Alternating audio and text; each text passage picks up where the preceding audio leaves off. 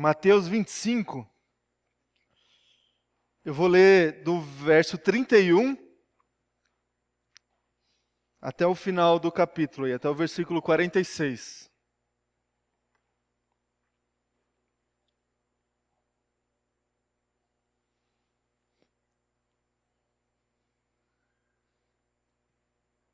O texto, ele diz assim, ó: Quando o Filho do Homem vier em sua glória, com todos os anjos, assentar-se-á em seu trono na glória celestial.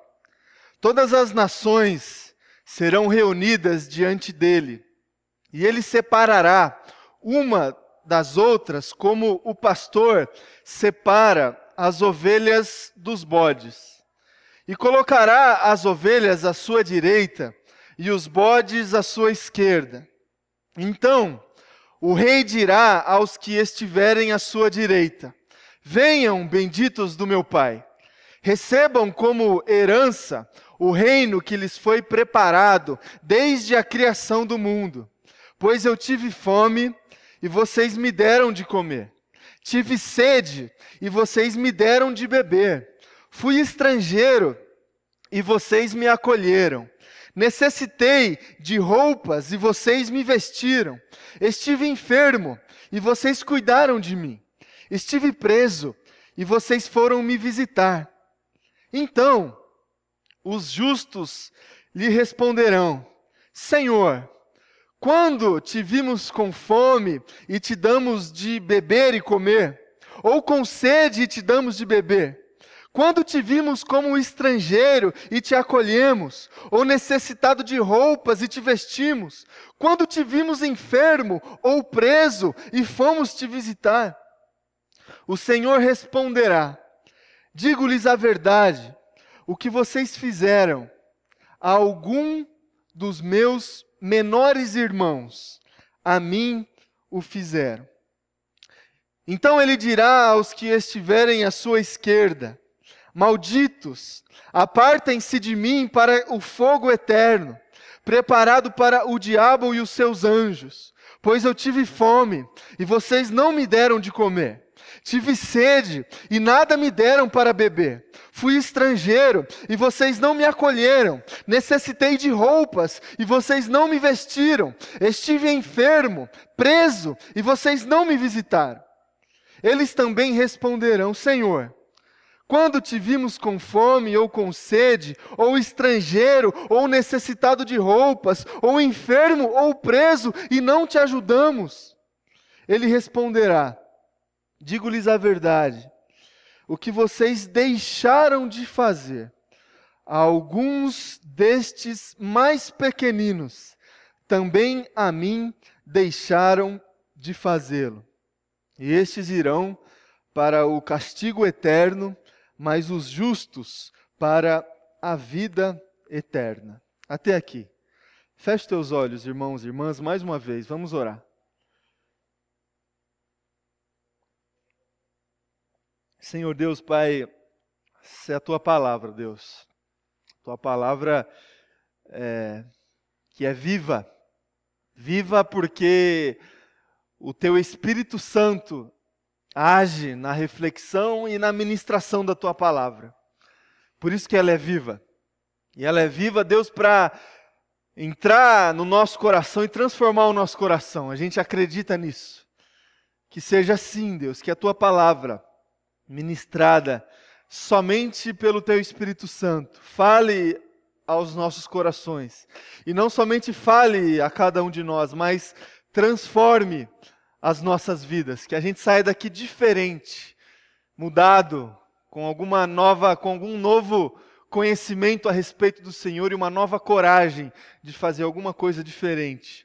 Que seja assim, Pai, em nome de Jesus. Amém. Irmãos, para introduzir aqui a nossa conversa, eu gostaria de contar 3 histórias para vocês. E 3 histórias que nos mostram 3 faces do nosso Deus.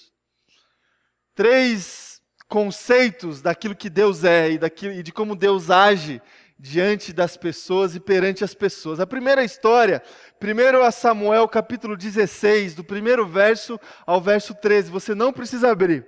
É a história da escolha do rei Davi, quando ele é ungido para ser o próximo rei da nação de Israel. Você conhece essa história? Samuel, ele se dirige até a casa do pai do Davi, do Jessé, e aí ele está ali com uma missão: ungir o próximo rei da nação de Israel.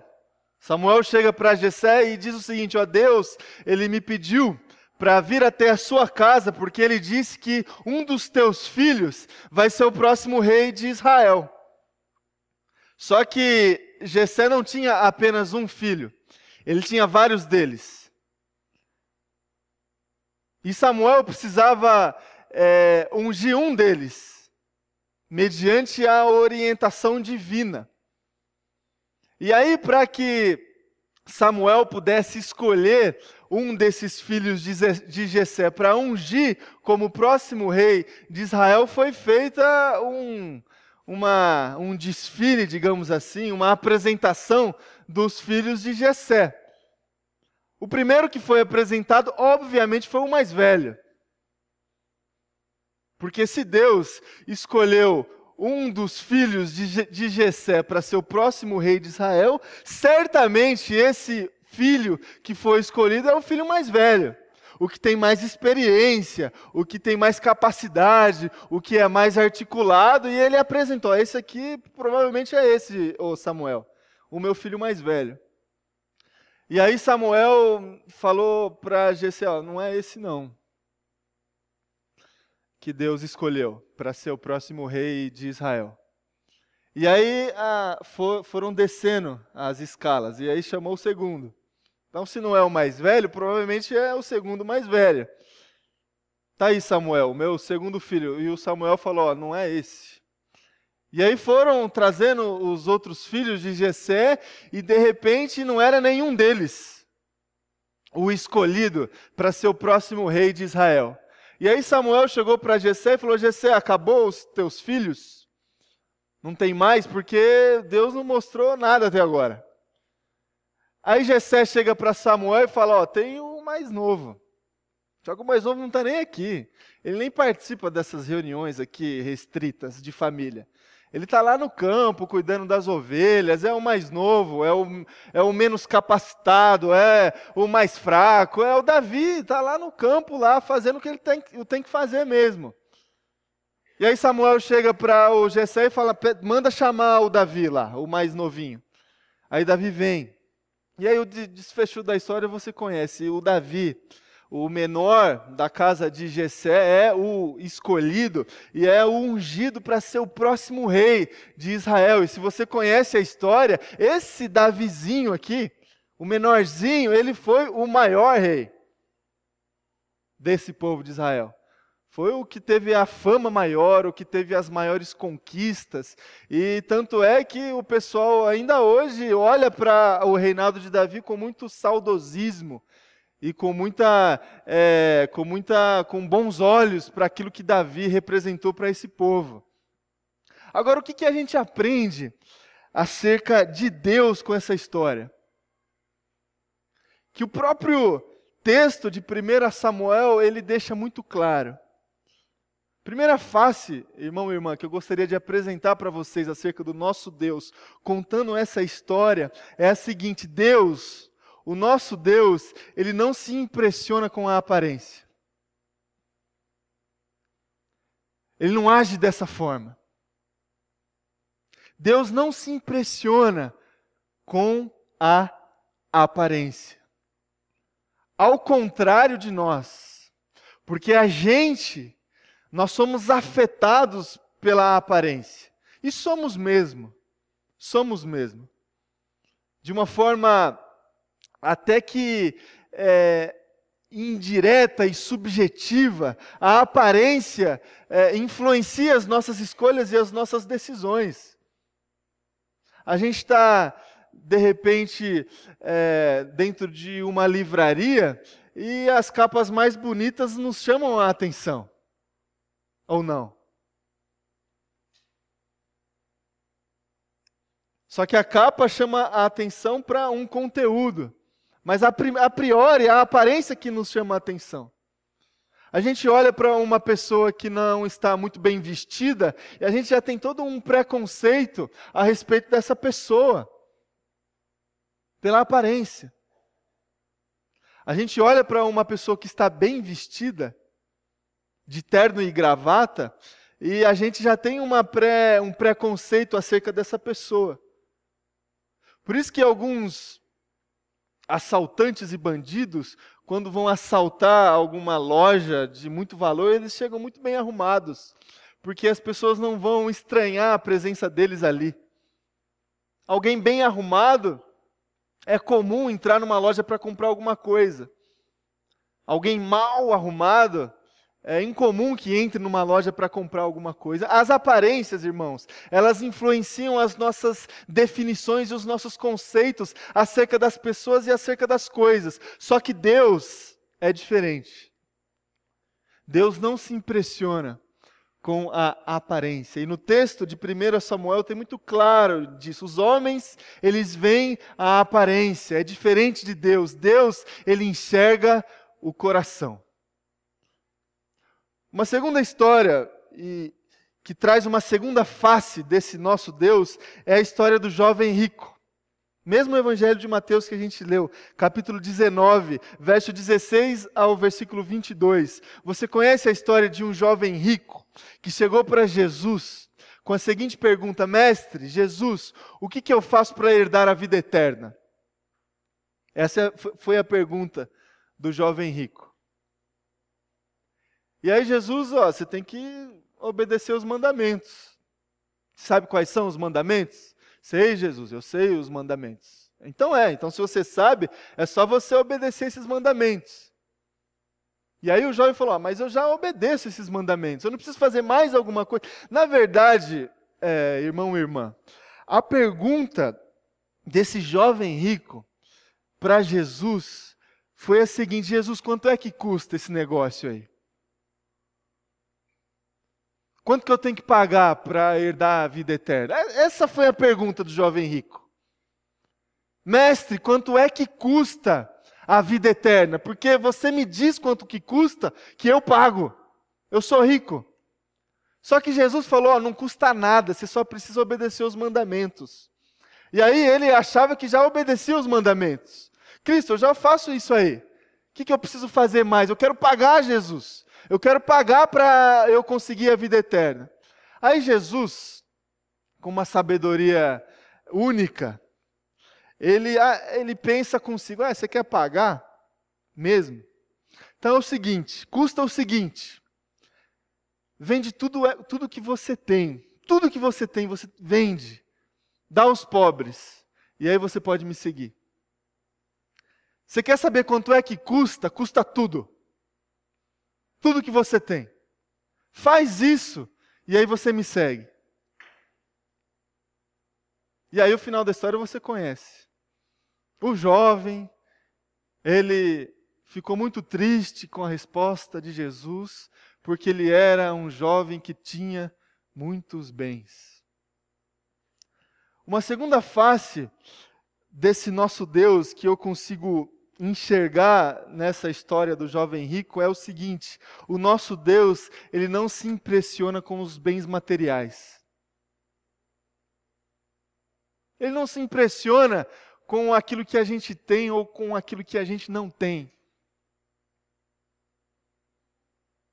Chegou um jovem para ele perguntando: o que você quer que eu te dou, Jesus, para eu herdar a vida eterna? Jesus falou, você não precisa me dar nada, ou se você quer dar alguma coisa, então que dê tudo. Ou seja, para ele não interessa o que nós temos. Deus não se impressiona com os nossos bens materiais. Só que nós somos afetados por isso. Nós somos afetados por isso. Por aquilo que temos, ou por aquilo que não temos. Por aquilo que as pessoas têm, ou por aquilo que as pessoas não têm. Isso afeta as nossas relações. Isso define muita coisa na nossa sociedade. Isso separa e, de alguma forma, organiza a nossa sociedade por aquilo que as pessoas têm ou por aquilo que as pessoas não têm. As divisões sociais que são feitas, os públicos-alvos das campanhas publicitárias, das campanhas políticas, elas são discutidas e organizadas a partir do que as pessoas têm e do que as pessoas não têm. Isso afeta as nossas vidas. Isso afeta a minha vida. Afeta a sua vida. As coisas que temos e as coisas que não temos. Temos desejos, necessidades. Isso afeta a nossa vida. De uma forma positiva, de uma forma negativa, de uma forma natural, de uma forma não tão natural assim, nós somos afetados por isso. Mas Deus, Ele não se impressiona e Ele não é afetado por isso, por bens materiais. Uma terceira história e última história, que vai nos mostrar uma terceira face desse nosso Deus, é uma história que eu contei na última conversa que nós tivemos aqui há 15 dias atrás, a história de Marta e Maria. Você conhece a história? Jesus, no seu ministério, ele entra na casa de duas irmãs, Marta e Maria. Marta se preocupa com a presença de Cristo ali e fica inquieta. Jesus estava na casa dela. E ela precisava receber a Cristo de uma forma boa. E ela, inquieta, ela começa a fazer um monte de coisa para receber Jesus. E é assim que a gente faz, às vezes, quando a gente recebe alguém em casa. Faz um cafezinho, arruma a sala, liga a TV, desliga a TV. A gente faz qualquer coisa para a pessoa se sentir bem ali. E Marta fez isso. Fez um monte de coisa e Maria não fez nada. Maria só se ajoelhou na presença de Cristo e ficou ali ouvindo as palavras de Jesus. E Marta ficou incomodada com a atitude de Maria. E chega para Jesus e fala: Jesus, você não se importa que Maria fique aí sem fazer nada e eu aqui fazendo tudo? Isso não te afeta, Jesus? Você não se preocupa com isso? Com o fato de eu fazer um monte de coisa e de a minha irmã não fazer nada? Aí Jesus chega para Marta e fala: Marta, Marta, o problema é exatamente esse. Você está fazendo muita coisa, quando na verdade você não precisaria fazer nada. Maria escolheu e fez a boa escolha de não fazer nada, de estar aqui só na minha presença, ouvindo a minha palavra. O que eu aprendo com isso, irmão e irmã? Qual que é a face de Deus que eu conheço a partir dessa história de Marta e Maria? É a seguinte: o nosso Deus, Ele não se impressiona com o nosso serviço. Ele não se impressiona com aquilo que a gente faz ou com aquilo que a gente deixa de fazer. 3 faces desse nosso Deus. O nosso Deus, Ele não se impressiona com a nossa aparência. Nós somos afetados por isso. O nosso Deus, Ele não se impressiona com os nossos bens materiais. Nós somos afetados por isso. E o nosso Deus, Ele não se impressiona com o nosso serviço. Nós somos afetados por isso. Acontece, irmão e irmã, que esse tripé, a nossa aparência, os nossos bens materiais e aquilo que nós fazemos, essas 3 coisas são aquilo que trazem segurança para o nosso coração e para a nossa vida. Esse tripé, ele traz segurança para as nossas relações. Esse tripé, ele traz segurança para o nosso futuro, para aquilo que a gente quer ser, para aquilo que nós somos e para aquilo que nós fazemos.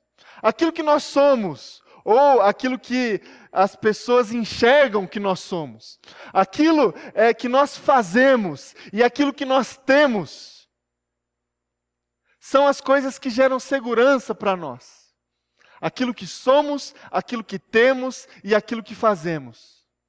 E há um perigo muito grande da gente transferir essa preocupação que nós temos com aquilo que somos, com aquilo que temos e com aquilo que fazemos para a nossa relação com Deus. E de repente, a gente pode achar que a gente precisa ser alguma coisa para se relacionar com Deus. E de repente, a gente pode achar que a gente precisa ter alguma coisa para a gente se relacionar com Deus. E de repente, a gente pode achar que a gente precisa fazer alguma coisa para Deus se relacionar com a gente. Só que a gente olha para a palavra de Deus e a gente percebe que Deus, Ele não se impressiona com aquilo que nós somos. Que Deus não está preocupado e nem se impressiona com aquilo que nós temos. E que Deus não está preocupado, nem precisa que nós fazemos qualquer coisa para Ele.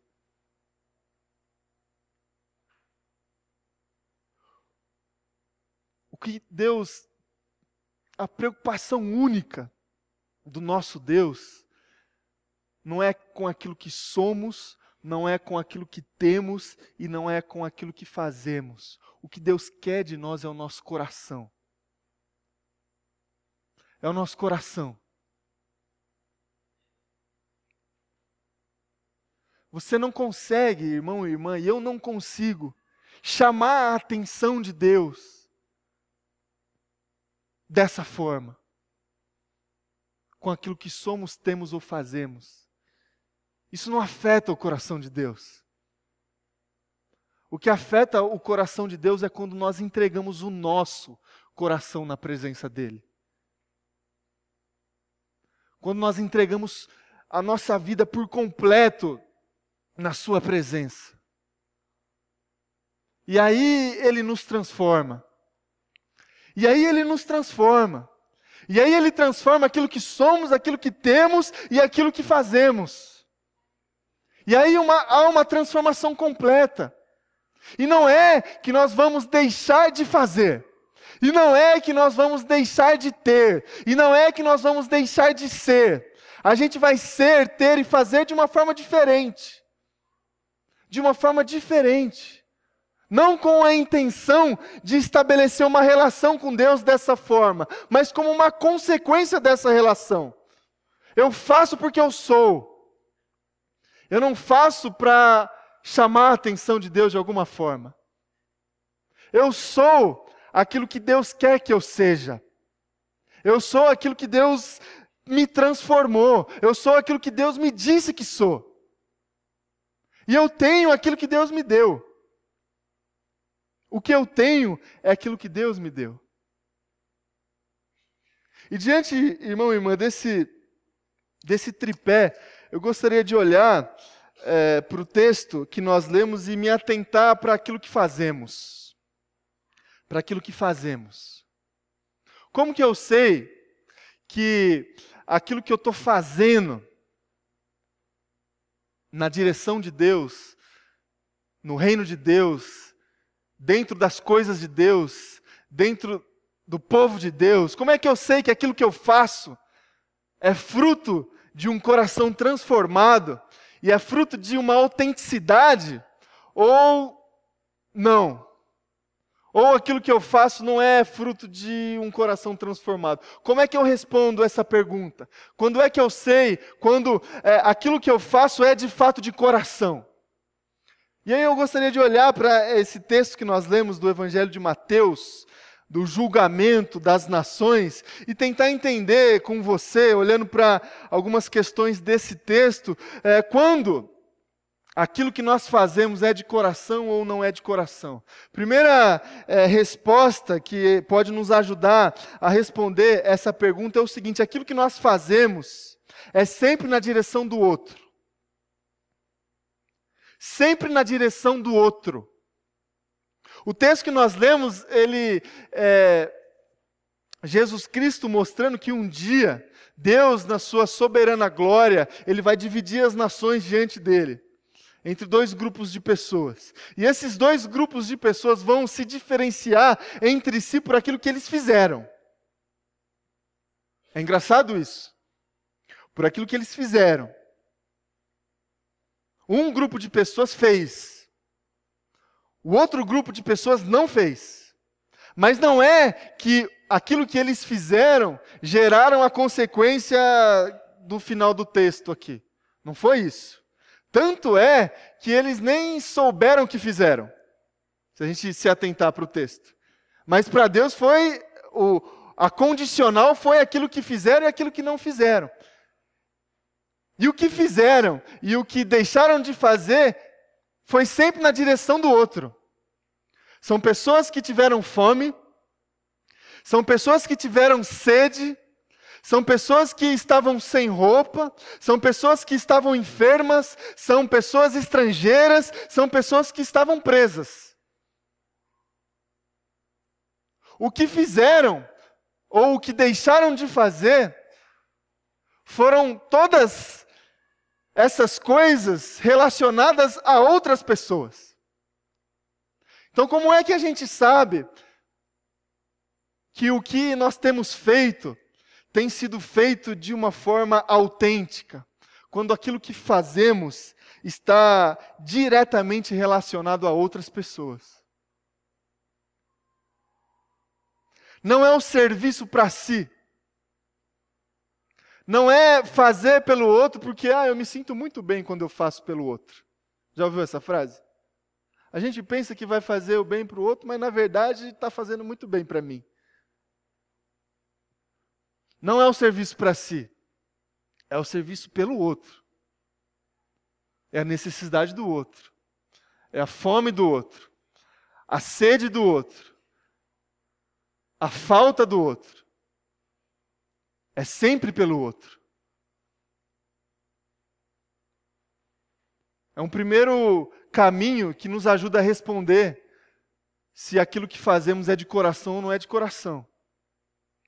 Um segundo caminho é o seguinte: aquilo que fazemos está sempre relacionado a pessoas. Está sempre relacionado a pessoas. É um olhar sempre na direção de pessoas que são a imagem e a semelhança do nosso Deus. Assim como nós somos, a imagem e semelhança desse Deus. A gente precisa ser uma comunidade que se preocupe com pessoas. Pessoas que estão aqui dentro e pessoas que estão lá fora. E não uma comunidade que tem prioridades em coisas, em instituições, em organizações, em burocracias. Essas preocupações são legítimas, mas não devem ser preocupações prioritárias. A preocupação prioritária que deve existir no nosso coração e no coração da nossa comunidade é a preocupação com pessoas. Qualquer evento que a gente organiza, a gente precisa pensar em pessoas. Qualquer reunião que a gente faça, a preocupação são pessoas. Por quê? Porque é pessoa que está precisando de comida. É pessoa que está precisando de bebida. É pessoa que precisa de roupa. É pessoa que precisa de visita. É pessoa que precisa de uma oração. É pessoa que precisa de um acolhimento. Pessoas que precisam disso. Instituições e organizações não precisam de nada disso. E o olhar de Deus, e a diferenciação que Deus faz quando divide a humanidade, foi aquilo que algumas pessoas fizeram por pessoas. Não foi aquilo que algumas pessoas fizeram por uma determinada instituição. Não foi o que algumas pessoas fizeram para uma organização. Foi aquilo que algumas pessoas fizeram por pessoas. E um terceiro caminho que a gente encontra nesse texto que nós lemos, para a gente saber se aquilo que nós fazemos é de coração ou não, é que o nosso serviço, aquilo que fazemos, é sempre de uma forma despretensiosa. E esse é o mais...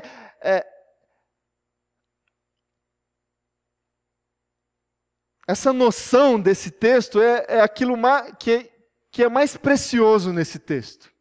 Porque rompe com uma coisa muito séria. Deus chega para as nações e divide as nações em dois. E aí coloca de um lado as pessoas que fizeram. E aí chega para essas pessoas e fala, ó, vinde a mim, benditas do meu Pai, para o reino que foi preparado para vocês desde a fundação do mundo. Por que vocês vão entrar nesse reino? Porque eu tive fome um dia e vocês me deram de comer. Um dia eu tive sede e vocês me deram de beber. Um dia eu estava sem roupa, no frio, e vocês me deram uma roupa. Um dia eu estava preso, precisando de uma visita, precisando de uma oração, e vocês foram me visitar. Um dia eu estava doente, na cama, e vocês foram me visitar. Jesus falou isso para essas pessoas. E aí o incrível, e a chave desse texto, é a resposta dessas pessoas para Jesus. Se as pessoas chegam para Jesus e falam o seguinte, Jesus, quando é que foi? Quando é que foi que nós te damos de comer quando você estava passando fome? Não lembro disso. Eu não lembro, Jesus, quando eu dei de beber para o Senhor. Eu não lembro, Jesus, quando você estava com frio, sem roupa e a gente te deu roupa. Eu não me lembro disso.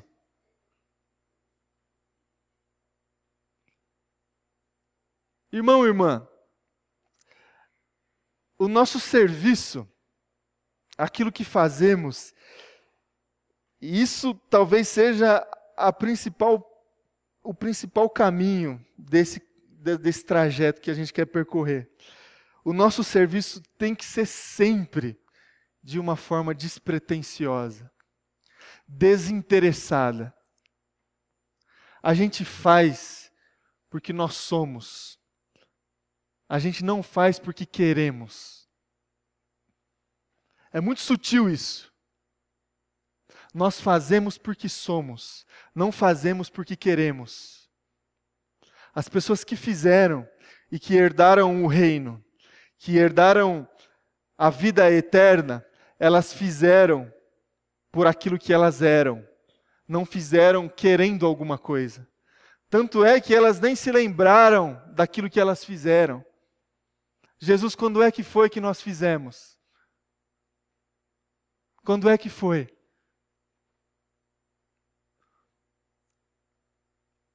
O nosso serviço é desinteressado, é sem pesar as consequências. Não é fazer para, é fazer porque sou. Eu sou assim, por isso que eu faço isso. Eu não faço porque quero.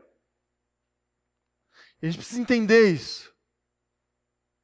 Porque que adianta eu fazer querendo alguma coisa se eu sei que Deus não se impressiona com aquilo que eu faço? Ó Cristo, eu estou fazendo aqui. Faz 2 meses que eu não falto no culto. Olha aí, Jesus, vai marcando aí na sua agenda. Eu sirvo ao Senhor, Jesus, faz 38 anos na igreja. Faz 40 e tantos anos que eu sou diácono na igreja, Deus. Você não... Vai marcando aí, Deus. Eu toco na igreja, Jesus, há tanto tempo. Irmão, irmã, nós fazemos porque somos. E Deus não se impressiona com aquilo que fazemos. Deus, Ele muda o nosso coração para a gente de fato fazer com o coração mudado. Não sei se vocês estão me entendendo. Eu não roubo porque é proibido roubar. Está escrito aqui, não roube. Eu não roubo porque eu não sou ladrão. Vocês entendem? Faço o bem, a gente tem que fazer o bem para as pessoas, não é porque está escrito aqui um mandamento, faz o bem para as pessoas. Não, porque a gente tem que fazer o bem porque nós temos que ser pessoas com corações transformados e solidários. A dor do outro tem que afetar o nosso coração. Que essa mensagem, irmão e irmã, gere em nós transformação. Gere em nós transformação. O nosso Deus, Ele não se impressiona com a nossa aparência. A gente sim. O nosso Deus, Ele não se impressiona com os nossos bens. A gente se afeta por isso. O nosso Deus, Ele não se impressiona com o nosso serviço. O nosso Deus só quer o nosso coração. Ele só quer o nosso coração. Aquilo que sou, tenho ou faço, não me traz segurança para eu estabelecer um relacionamento com Deus. Não é isso que traz segurança. É o fato de, se eu entreguei ou não o meu coração na presença de Deus.